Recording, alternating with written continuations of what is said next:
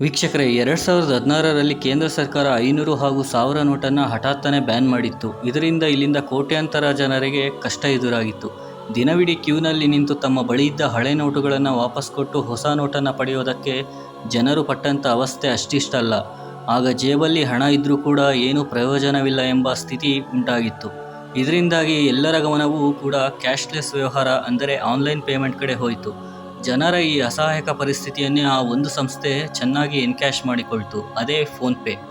ಹೌದು, 2015ರಲ್ಲಿ ಒಂದು ಪುಟ್ಟ ಸಂಸ್ಥೆಯಾಗಿ ಕಾಲಿಟ್ಟ ಈ ಫೋನ್ಪೇ ತದನಂತರ ಕೆಲವು ಲಕ್ಷ ಕೋಟಿಗಳ ಪ್ರಮಾಣದಲ್ಲಿ ತನ್ನ ವ್ಯಾಲ್ಯೂಯೇಷನ್ ಸಾಧಿಸಿದ್ದಾದರೂ ಹೇಗೆ? ಅದು ಇಷ್ಟು ದೊಡ್ಡ ಮಟ್ಟದ ಸಂಸ್ಥೆಯಾಗಿ ಬೆಳೆದದ್ದು ಹೇಗೆ? ಇವತ್ತು ಒಂದು ದಿನಕ್ಕೆ ಹಲವು ಕೋಟಿ ಟರ್ನೋವರ್ಗಳ ನಡೆಸುತ್ತೆ. 2022ರ ಪ್ರಕಾರ ದೇಶಾದ್ಯಂತ ಸುಮಾರು 44 ಕೋಟಿಯಷ್ಟು ಬಳಕೆದಾರರು ಇದ್ದಾರೆ. ಇದರ ಅರ್ಥ ಫೋನ್ಪೇನಲ್ಲಿ ಸುಮಾರು 44 ಕೋಟಿ ಜನರ ಬ್ಯಾಂಕ್ ಡೀಟೇಲ್ಸ್ ಸಂಪೂರ್ಣವಾಗಿ ಅದರ ಬಳಿ ಇದೆ. ವಾಸ್ತವವಾಗಿ ಫೋನ್ಪೇಯ ಪೇರೆಂಟ್ ಸಂಸ್ಥೆಯಾದಂಥ ಫ್ಲಿಪ್ಕಾರ್ಟನ್ನು ಅಮೆರಿಕದ ಬೃಹತ್ ಸಂಸ್ಥೆ ವಾಲ್ಮಾರ್ಟ್ ಖರೀದಿ ಮಾಡಿದೆ. ಈ ವ್ಯವಹಾರದ ಹಿಂದಿನ ಲಾಜಿಕ್ ಏನು? ಹಾಗೂ ಇವತ್ತು ಡಿಜಿಟಲ್ ಮನಿ ಪ್ಲ್ಯಾಟ್ಫಾರ್ಮ್ಗಳಾದ Google Pay, Bharat pay, Paytm ಮುಂತಾದವುಗಳನ್ನು ಕೂಡ ಹಿಂದಿಕ್ಕಿ ಫೋನ್ಪೇ ಎಂಬ ಸಣ್ಣ ಸ್ಟಾರ್ಟಪ್ ಸಂಸ್ಥೆ ಬೃಹದಾಕಾರವಾಗಿ ಬೆಳೆದದ್ದು ಹೇಗೆ? ಈ ರೀತಿ ಬೆಳೆಯೋದಕ್ಕೆ ಅನುಸರಿಸಿದ ಬಿಸ್ನೆಸ್ ಸ್ಟ್ರಾಟಜಿ ಏನು? ಬನ್ನಿ ವೀಕ್ಷಕರೇ, ಇವತ್ತಿನ ಎಪಿಸೋಡ್ನಲ್ಲಿ ಇದರ ಬಗ್ಗೆ ಸಂಪೂರ್ಣವಾಗಿ ತಿಳಿತಾ ಹೋಗೋಣ. ಫೋನ್ಪೇ. ವೀಕ್ಷಕರೇ, ಸ್ಮಾರ್ಟ್ಫೋನ್ ಬಳಸುವಂಥ ಪ್ರತಿಯೊಬ್ಬರಿಗೂ ಈ ಒಂದು ಆ್ಯಪ್ನ ಪರಿಚಯ ಇದ್ದೇ ಇರುತ್ತೆ. ದಿನ ಬಳಕೆ ವಸ್ತುಗಳಿಂದ ಹಿಡಿದು ಗ್ಯಾಸ್ ಬಿಲ್ವರೆಗೂ, ಕರೆಂಟ್ ಬಿಲ್ನಿಂದ ಹಿಡಿದು ಇನ್ಶೂರೆನ್ಸ್ ಪೇವರೆಗೂ ಪ್ರತಿಯೊಂದರ ಬಿಲ್ ಪೇಮೆಂಟ್ಗೂ ಇವತ್ತು ಹೆಚ್ಚಿನವರು ಬಳಸೋದೇ ಫೋನ್ಪೇ. ಆದರೆ ಇದೆಲ್ಲ ಆರಂಭದಲ್ಲಿ ಶುರುವಾಗಿದ್ದು ಹೇಗೆ? 2015ರಲ್ಲಿ ಫ್ಲಿಪ್ಕಾರ್ಟ್ನಲ್ಲಿ ಕೆಲಸ ಮಾಡ್ತಿದ್ದಂಥ ಸಮೀರ್ ನಿಗಮ್, ರಾಹುಲ್ ಚರಿ ಹಾಗೂ ಬರ್ಜಿನ್ ಇಂಜಿನಿಯರ್ ಎಂಬ ಮೂವರು ಕೂಡ ಆಗ ತಮ್ಮ ಕೆಲಸಗಳಿಗೆ ರಾಜೀನಾಮೆ ಕೊಟ್ಟು ಶುರು ಮಾಡಿದಂಥ ಸಂಸ್ಥೆನೇ ಈ ಫೋನ್ಪೇ. 2016ರಲ್ಲಿ ಕೇಂದ್ರನೇ ಈ UPI RBIನ ಒಪ್ಪಿಗೆ ಮೇರೆಗೆ ಜಾರಿಗೆ ತಂತು. ಹಾಗೂ UPI ಪೇಮೆಂಟ್ನ ಟ್ರಾನ್ಸಾಕ್ಷನ್ ಶುರು ಮಾಡಿದಂಥ ಭಾರತದ ಮೊದಲ ಸಂಸ್ಥೆ ಫೋನ್ಪೇ. ಮುಂದೆ ಭವಿಷ್ಯದಲ್ಲಿ ಈ ಫೋನ್ಪೇ ಅದ್ಭುತವಾಗಿ ಹಾಗೂ ವೇಗವಾಗಿ ಬೆಳೆಯುತ್ತೆ ಅಂತ ಮೊದಲೇ ಊಹೆ ಮಾಡಿದ್ದ ಫ್ಲಿಪ್ಕಾರ್ಟ್ ಸಂಸ್ಥೆ ಇದನ್ನು ಆರಂಭದಲ್ಲಿ ಒಂದು ಸಣ್ಣ ಸ್ಟಾರ್ಟಪ್ ಸಂಸ್ಥೆಯಾಗಿ ಲಾಂಚ್ ಮಾಡ್ತು. ಇನ್ನೂ ಚಿಕ್ಕ ಸಂಸ್ಥೆಯಾಗಿದ್ದರಿಂದ ಫ್ಲಿಪ್ಕಾರ್ಟ್ ಇದನ್ನು ಖರೀದಿ ಮಾಡಿ ಸುಮಾರು $2 ಬಿಲಿಯನ್ ಅಂದರೆ ಭಾರತದ ಕರೆನ್ಸಿಯಲ್ಲಿ ಸುಮಾರು 16,000 ಕೋಟಿಗೂ ಹೆಚ್ಚಿನ ಹಣವನ್ನು ಇನ್ವೆಸ್ಟ್ ಮಾಡಿ ಇದನ್ನು ಬೇಕಾದ ಹಾಗೆ ಡೆವಲಪ್ ಮಾಡಿದರು. ಯಾವುದೇ ಒಂದು ಸ್ಟಾರ್ಟಪ್ ವೇಗವಾಗಿ ಕಣ್ಮುಂದೆ ಬೆಳೀತಿದೆ ಅಂದರೆ ಅದನ್ನು ದೊಡ್ಡ ಸಂಸ್ಥೆಗಳು ಎಚ್ಚರಿಕೆಯಿಂದನೇ ಗಮನಿಸ್ತಾ ಇರ್ತವೆ. ಈ ಸಣ್ಣ ಸ್ಟಾರ್ಟಪ್ ಸಂಸ್ಥೆ ಮುಂದೆ ದೊಡ್ಡದಾಗಿ ಬೆಳೆದು ತನಗೆ ಟಕ್ಕರ್ ಕೊಡಬಹುದು ಅಂತ ಯೋಚನೆ ಮಾಡ್ತಾರೆ. ಖಂಡಿತ ಈ ಸಂಸ್ಥೆ ಎಲ್ಲವನ್ನೂ ದಾಟಿ ಬೆಳೆಯುತ್ತೆ ಅಂತ ಅಂದಾಜು ಮಾಡಿದಂಥ ಫ್ಲಿಪ್ಕಾರ್ಟ್ ಇದನ್ನು ಆರಂಭದಲ್ಲಿ ಖರೀದಿ ಮಾಡಿ ತನ್ನ ಸಂಸ್ಥೆ ಜೊತೆಗೆ ವಿಲೀನಗೊಳಿಸ್ತು. ಇದನ್ನೆಲ್ಲ ಯಾಕೆ ಹೇಳ್ತಿದ್ದೀನಿ ಅಂದರೆ, ಅಮೆಜಾನ್ ಥರ ಬೃಹತ್ ಸಂಸ್ಥೆಗೂ ಟಫ್ ಸ್ಪರ್ಧೆ ನೀಡುತ್ತಿರುವ ಫ್ಲಿಪ್ಕಾರ್ಟ್ನ ಮಾಲೀಕರಾದಂಥ ಸಚಿನ್ ಬನ್ಸಾಲ್ ಹಾಗೂ ಬಿನ್ನಿ ಬನ್ಸಾಲ್ ಈ ಇಬ್ಬರು ಕೂಡ ಮುನ್ನ ಅಮೆಜಾನ್ನಲ್ಲಿ ಕೆಲಸದಲ್ಲಿ ಇದ್ದರು.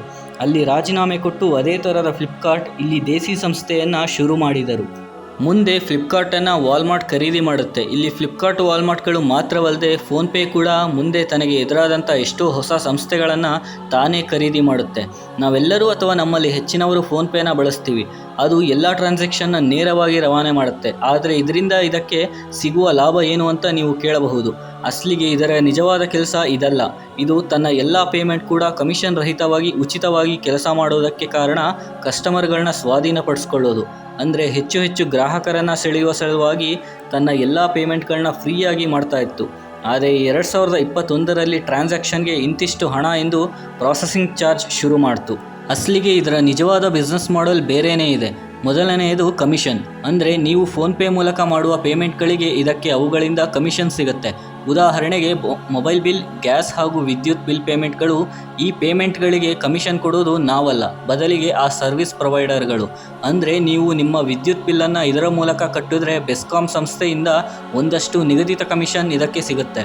ಇನ್ನು ಎರಡನೆಯದು POS ಮಷಿನ್. ನೀವು ಗಮನಿಸೇ ಇರ್ತೀರ, ಪೇಟಿಎಂ ಸೌಂಡ್ ಬಾಕ್ಸ್ನ ಮೂಲಕ ಪೇಟಿಎಂ ಈಗಾಗಲೇ ಕೋಟಿಗಟ್ಟಲೆ ಟರ್ನೋವರ್ ಸಾಧಿಸ್ತಾ ಇದೆ.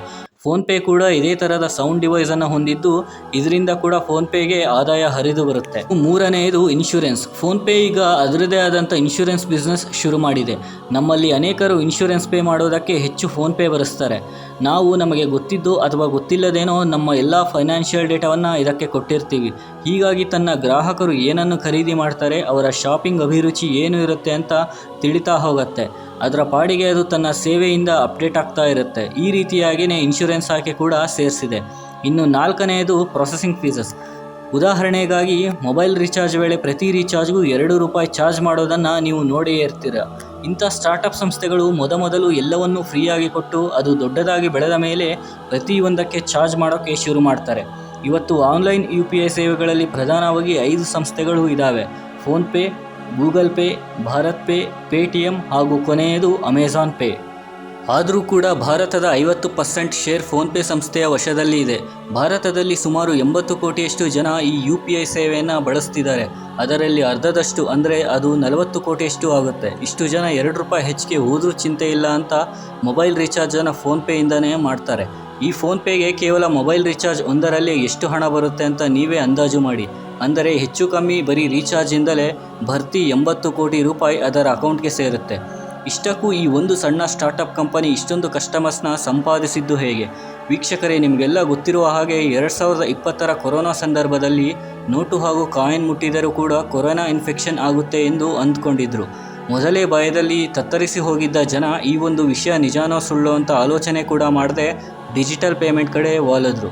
ಹೀಗೆ ಶುರುವಾದಂಥ ಡಿಜಿಟಲ್ ಪೇಮೆಂಟ್ಗೆ ದಿನೇ ದಿನೇ ಅವರು ಹತ್ತಿರ ಆಗ್ತಾ ಹೋದರು ಹಾಗೂ ಇದೇ ಅವರಿಗೆ ಹೆಚ್ಚು ಸೇಫ್ ಹಾಗೂ ಸುಲಭ ದಾರಿಯಾಯಿತು. ಪ್ರಸ್ತುತ ಇದೀಗ 84 ಕೋಟಿ ಹೆಚ್ಚಿನ ಟ್ರಾನ್ಸಾಕ್ಷನ್ ಮೂಲಕ ನಡೀತಿವೆ. ಭಾರತದ ಸ್ಟಾರ್ಟಪ್ ಆದ ಈ ಒಂದು ಸಂಸ್ಥೆ ಇಷ್ಟೊಂದು ವ್ಯವಹಾರ ಮಾಡುತ್ತೆ. ಆದರೆ ಗೂಗಲ್ ಪೇ ಹಾಗಲ್ಲ. ಇದು ವಿಶ್ವದ ಬೃಹದಾಕಾರವಾದಂಥ ಗೂಗಲ್ ಬ್ರ್ಯಾಂಡ್ನಿಂದ ಲಾಂಚ್ ಆದಂಥ UPI ಸೇವೆ. ಇಷ್ಟೊಂದು ಹಿನ್ನೆಲೆ ಇರುವ ಗೂಗಲ್ ಪೇ ಯಾಕೆ ಫೋನ್ಪೇಯಿಂದ ಹಿಂದೆ ಉಳಿತು ಅಂತ ಕೇಳಿದ್ರೆ ಇದಕ್ಕೆ ಮುಖ್ಯ ಕಾರಣ ಅದರ ಬ್ರ್ಯಾಂಡ್ ವ್ಯಾಲ್ಯೂ. ಆದರೆ ಗೂಗಲ್ಗಿಂತ ಫೋನ್ಪೇ ದೊಡ್ಡ ಬ್ರ್ಯಾಂಡ್ ಅಲ್ಲ ಅಲ್ವಾ ಅಂತ ನೀವು ಕೇಳಬಹುದು. ಹೌದು ವೀಕ್ಷಕರೇ, ಫೋನ್ಪೇ ಗೂಗಲ್ಗಿಂತ ದೊಡ್ಡ ಬ್ರ್ಯಾಂಡ್ ಅಲ್ಲ. ಆದರೆ ಇಲ್ಲಿ ಗೂಗಲ್ ಪೇ ತಾನು ಮಾಡಿದಂಥ ಒಂದು ದೊಡ್ಡ ಎಡವಟ್ಟು ಏನಂದರೆ ಅದು ಗೂಗಲ್ ಪೇ ಎಂಬ ಹೆಸರಿನಿಂತ ಮುಂಚೆ ತೆಜ್ ಎಂದು ಹೆಸರು ಇಟ್ಕೊಂಡಿತ್ತು. ಆಗ ಇದರ ಹೆಸರು ನೋಡಿದಂಥ ಅನೇಕರು ಇದಕ್ಕೂ ಗೂಗಲ್ಗೂ ಯಾವುದೇ ರೀತಿ ಸಂಬಂಧ ಇಲ್ಲ ಅಂತ ಭಾರತದದೇ ಆದಂಥ ಫೋನ್ಪೇ ಕಡೆ ಮುಖ ಮಾಡಿದರು. ಫೋನ್ಪೇನ ಸೋಲಿಸೋ ಸಲುವಾಗಿ ಗೂಗಲ್ ಪೇ ತನ್ನ ಗ್ರಾಹಕರಿಗೆ ಟ್ರಾನ್ಸಾಕ್ಷನ್ನಲ್ಲಿ ರಿವಾರ್ಡ್ಸ್, ಕ್ಯಾಶ್ ಬ್ಯಾಕ್, ರೆಫರಲ್ ಹಾಗೂ ಅನೇಕ ಮಾರ್ಕೆಟಿಂಗ್ ಸ್ಟ್ರಾಟಜಿಗಳನ್ನ ಕೊಡ್ತಾ ಹೋದರೂ ಕೂಡ ಈ ಒಂದು ವಿಷಯದಲ್ಲಿ ಫೋನ್ಪೇನ ದಾಟೋಕ್ಕೆ ಆಗಲಿಲ್ಲ. ಯಾಕಂದರೆ ಈ ಹೊತ್ತಿಗೆ ಆಗಲೇ ಜನರು ಫೋನ್ಪೇಗೆ ಹೆಚ್ಚು ಅಡ್ಜಸ್ಟ್ ಆಗಿ ಹೋಗಿದ್ದರು. ಇದರ ಸಕ್ಸಸ್ಗೆ ಇನ್ನೊಂದು ಕಾರಣ ಏನೆಂದರೆ ಟೈರ್ 3 ಹಾಗೂ ಟೈರ್ 2 ಸಿಟಿ ಟೌನ್ಸ್ಗಳನ್ನು ಟಾರ್ಗೆಟ್ ಮಾಡೋದು. ಅಂದರೆ ಬಡ ಹಾಗೂ ಮಧ್ಯಮ ವರ್ಗದ ಜನರು ಎಲ್ಲಿ ಹೆಚ್ಚು ವಾಸ ಮಾಡ್ತಾರೋ ಅಲ್ಲೆಲ್ಲ ತನ್ನ ಬಿಸ್ನೆಸ್ಸನ್ನು ಚಾಚ್ತಾ ಹೋಯಿತು. ಮತ್ತೊಂದು ಕಾರಣ ಇದರ ಯೂಸರ್ ಫ್ರೆಂಡ್ಲಿ ಫೀಚರ್. ಇತರ UPIಗಿಂತ ಫೋನ್ಪೇ ತುಂಬ ಸುಲಭ ರೀತಿಯಲ್ಲಿ ಕೆಲಸ ಮಾಡುತ್ತೆ. ಭಾರತದಲ್ಲಿ ಬಡ ಹಾಗೂ ಮಧ್ಯಮ ವರ್ಗದ ಸಂಖ್ಯೆ ಇತರೆಗಿಂತಲೂ ಹೆಚ್ಚು ಇದೆ. ಈಗ ಯಾರೇ ಆಗಲಿ ಇವರನ್ನು ಗಮನದಲ್ಲಿ ಇಟ್ಕೊಂಡು ಅವರ ಅನುಕೂಲವಾಗುವಂಥ ಯಾವುದೇ ಬಿಸ್ನೆಸ್ ಡಿಸೈನ್ ಮಾಡಿ ಲಾಂಚ್ ಮಾಡಿದರೆ ಅದು ಖಂಡಿತವಾಗಿ ಯಶಸ್ಸನ್ನು ಕಾಣುತ್ತೆ ಅನ್ನೋದಕ್ಕೆ ಈ ಫೋನ್ಪೇ ಏಳಿಗೆನೇ ಸಾಕ್ಷಿ. ವೀಕ್ಷಕರೇ, ಇದಿಷ್ಟು ಫೋನ್ಪೇಯ ಕತೆ. ಇಲ್ಲಿಗೆ ಈ ಒಂದು ವಿಡಿಯೋನ ಮುಗಿಸೋಣ.